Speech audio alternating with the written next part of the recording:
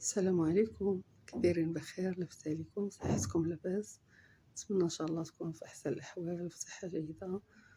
مبروك عواشركم ومبروك عيدكم ان شاء الله. الله يدخلوا علينا وليكم بالصحه والعافيه. كيف كتشوفوا ان شاء الله اليوم نشارك معكم مليويات بالعقده ديال الكعبه. كنتمنى ان شاء الله يعجبوكم، تيجيو رائعين وتيجيو غزالين صراحه، شي حاجه اللي رائعه جدا. كنتمنى تجربوهم ان شاء الله وتخلوا لي رأيكم في الكومنتات إن شاء الله. هنا كيف كتشوفوا عندي العقدة ديال الكعبة، يعني نفس العقدة اللي صايبت معكم من قبل. هنا الفرق بأني نسمتها بمسكة الحرة وطريقة ديال القرفة.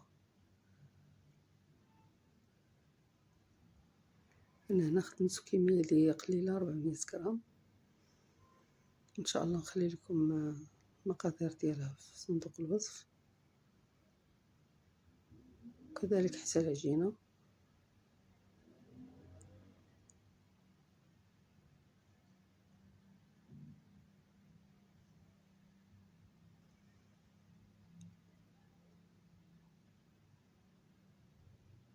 هنا تناخد 2 ديال البلاستيكات، تناخد واحد الكمية من العقدة وتنورقها ما بين هاد البلاستيكات حتى كنحصل على عقدة اللي هي رقيقة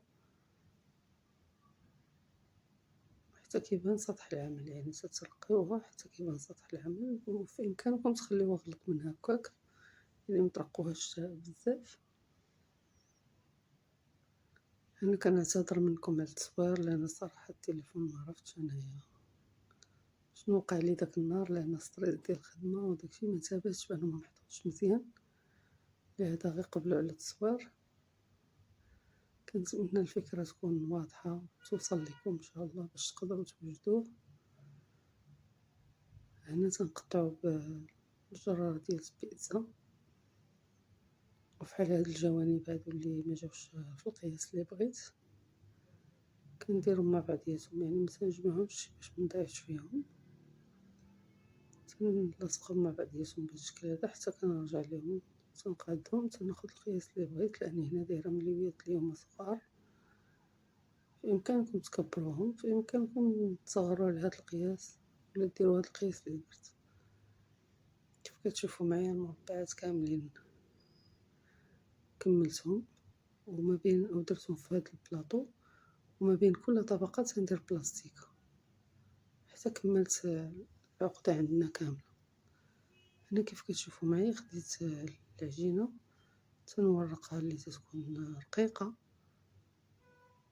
وتنورقها على شكل مربع، متنخليهاش واخدة شكل دائري، تنقادها على شكل مربع. تندير لها الزبدة وتنرشها بالفينو والمايزينا أو النشا. هنا تيكون عندنا هاد العقدة هذه هي لاباز اللي تنخدمو عليها بهذا الشكل هذا، يعني تعطينا القياس اللي غنصايبو به الملوية ديالنا. تندير الزبدة كذلك وتنرش بالفينو والنشا وتنقلب بهذا الشكل هذا كيف كتشوفوا معايا، وتندهن كذلك بالزبدة وتندير الفينو والنشا صافي. تنحطها بهذا الشكل هذا، ما تنقرصها ما حتى شي حاجة حتى كنكمل الوحدات كاملين اللي عندي، تنحطهم بهذا الشكل هذا في بلاطو تنغطيهم بلاستيكة. هاد العملية هادي أنا درتها على وديت لأن الحل بارد. بالنسبة لكان الصيف خاصنا غير نديرو جوجات هكا ولا 3 وتنبداو نطيبو، متنخليوش يرتاح لأنو فيه طريقة ديال الخميرة ديال الخبز مخصوش يرتاح. ما غنقرصوش ما حتى شي حاجة، غنخليه كيف ما هو ان شاء الله. كيف ما شفتوا معايا غنحطو في هذا الشكل هذا في المقله، غير تنحطو تنقلبو، ما تنخليش يعني يبقى بزاف في المقله. هاد باش تنقلبو تنبقى هاكا تنقلب فيه باش يجي مورق، كيجي محلول تيجي زوين. تنتمنى ان شاء الله تجربوه وخليو لي رايكم كيفاش جاكم ان شاء الله باذن الله.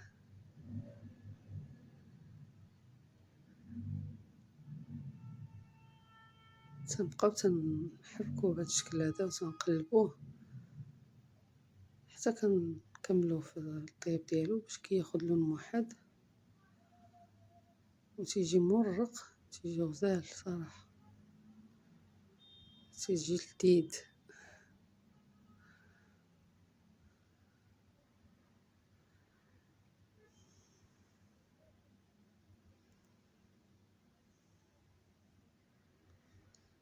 هنا كيف كتشوفوا معايا كنوريكم العقدة كيفاش كتجي من الداخل، تجي رائعة.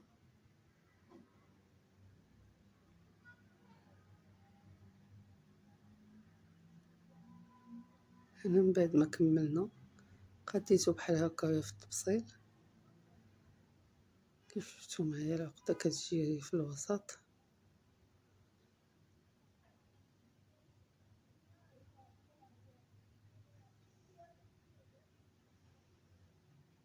مع الخميرة اللي تنديرو فيه تيجي رطب، تيجي زوين، والمذاق يعني شي حاجة رائعة جدا.